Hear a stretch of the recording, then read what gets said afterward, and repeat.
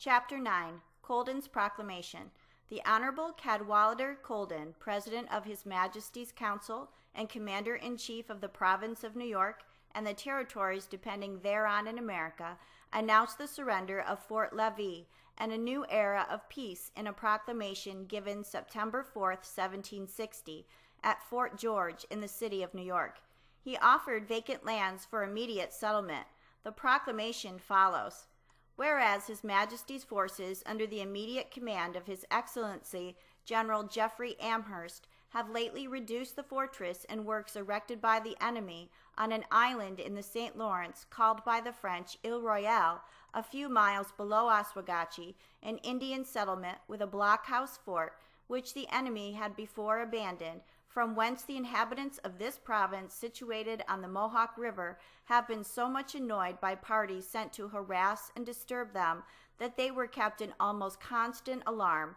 and many, under strong apprehensions of their danger, abandoned their settlements. And whereas, by this important acquisition, the people along the Mohawk River will for the future remain quiet in their possessions, the improvement of the settlements there and the cultivation of the adjacent uncleared country cannot but prove of the greatest advantage to the province. The General, by his letter to me, dated below the Ile Royale, the 26th ultimo, hath recommended that I would invite the inhabitants thereto, and assure them of a peaceable abode in their habitation. I have therefore thought fit, with the advice of His Majesty's Council, to issue this proclamation, hereby inviting the persons who, through fear of the incursions of the enemy on that side, have left their settlements to return to their farms, where they now may reap the fruit of their industry in the utmost security, and as a further encouragement to others to become settlers in that part of the country,